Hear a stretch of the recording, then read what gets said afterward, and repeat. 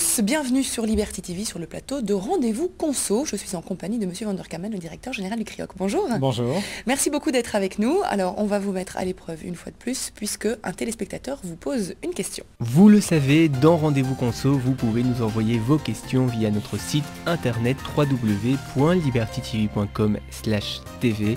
Aujourd'hui, nous avons le mail d'André qui habite à Nice et qui nous dit « Dans certains pays, on dit qu'il y a des endroits réputés dangereux pour les touristes ou les citoyens.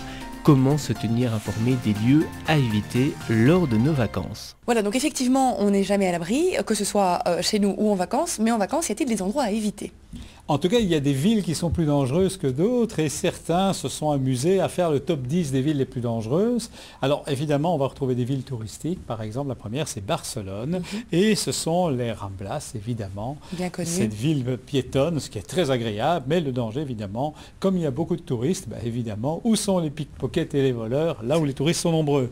Et puis on va retrouver Rome en Italie, avec la fontaine de Trévi et le Panthéon, très bien connu aussi. Non seulement dans les films, mais là où se trouvent les voleurs.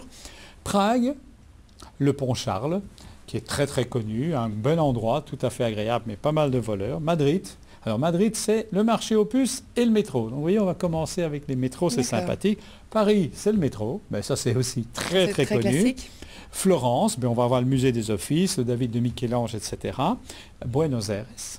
Vous voyez que même les destinations un peu plus exotiques, il y a aussi des voleurs. Amsterdam, Athènes, avec notamment le Panthéon, et même Hanoï au Vietnam, ce sont des endroits relativement dangereux.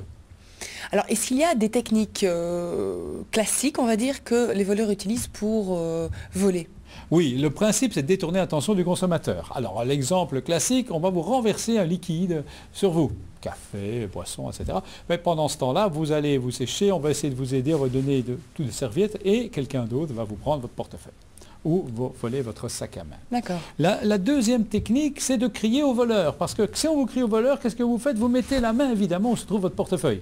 Vous avez dit où il était. Voilà. Donc, évidemment, c'est quelque chose à faire très attention. Ou pour détourner l'attention, on peut créer une dispute, une sorte de bagarre, etc. On demande ce qui se passe, le consommateur regarde, ou aller montrer un animal insolite. Et généralement, le voleur, à ce moment-là, peut faire son shopping dans vos poches. Aussi simple que ça. Est-ce qu'il y a des conseils qu'on peut donner finalement aux voyageurs ? On peut en tout cas dire aux voyageurs qu'il vaut mieux prévenir que guérir. Donc la première chose à faire, vos papiers importants, vous les photocopiez, ou mieux, si vous avez une connexion Internet, vous créez une adresse qui peut être accessible de n'importe quel cybercafé, par exemple Hotmail, quelque chose comme ça, sur lequel vous allez vous envoyer un message avec les documents importants qui ont été scannés. Par exemple, le numéro de votre carte de crédit, une photocopie de vos papiers d'identité, de votre permis de conduire, de manière à ce que si on vous vole ces documents, vous ayez une copie accessible et vous puissiez aller déposer plainte à la police. Parce que si on vous demande, oui, mais quel était le numéro du châssis de la voiture? Écoutez, généralement, on ne le connaît pas par cœur. Si vous voulez porter plainte pour vol de carte, quel est le numéro appelé? Même chose, ce sont des choses que l'on peut trouver. Alors, quand vous avez ça, il faut aussi choisir un équipement qui est adapté. Donc, surtout, évitez de vous balader avec votre carte de crédit et de l'argent liquide au même endroit. Généralement, on ne fait pas toutes les poches, donc il vaut mieux avoir dans une poche et puis dans l'autre. Si vous allez dans un endroit réputé dangereux ou à risque, il vaut mieux utiliser un sac banane ou un sac qu'on mettrait autour du cou, ou en tout cas, si vous avez un sac avec des lanières, surtout ne le portez pas en bandoulière, mettez-le devant, tenez bien le sac parce qu'évidemment, on peut toujours casser la lanière et puis l'emporter. Et puis, il faut bien se rendre compte que quelquefois, les vols en scooter se passent comme ça aussi. Vous voyez, il y a toute une série de règles qu'on peut donner pour éviter les risques. Tout à fait. Alors, il y a parfois des personnes qui disent, bon, moi, j'ai la tête, à chaque fois, on vient, on me vole. Finalement, c'est qu'il doit y avoir des comportements qui suscitent comme ça, qui suscitent l'attention des voleurs et qu'il faut éviter finalement. Oui, en fait, de manière générale, un pickpocket repère sa cible. Et donc, il essaiera toujours de prendre une cible plus facile qu'une autre. Alors, soit il travaille seul, soit il travaille en équipe. Quand il travaille en équipe, le grand principe, c'est de détourner l'attention.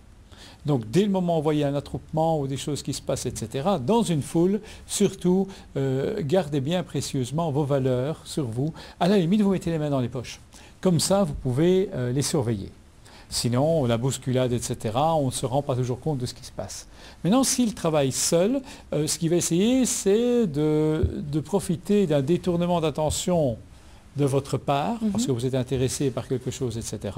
Et donc c'est là qu'il faut être le plus attentif. Et là, le meilleur système, c'est toujours d'avoir de l'argent à des endroits différents. Répartissez les risques, c'est beaucoup mieux. Si on vous vole comme ça votre portefeuille, vous pouvez trouver des choses ailleurs. Mais finalement, si on est trop méfiant, on peut aussi attirer l'attention.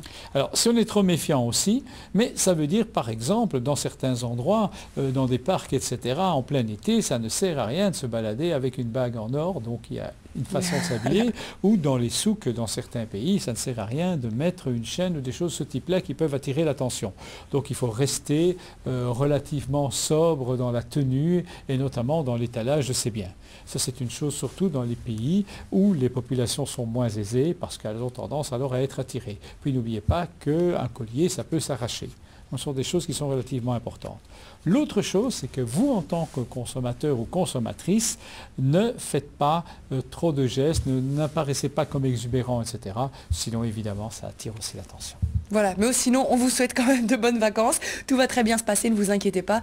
Il y a vraiment moyen de passer de très bonnes vacances en étant un petit peu distrait, pas trop méfiant, en faisant juste la limite entre les deux. Merci beaucoup d'avoir été avec nous, Monsieur Van der Kamen.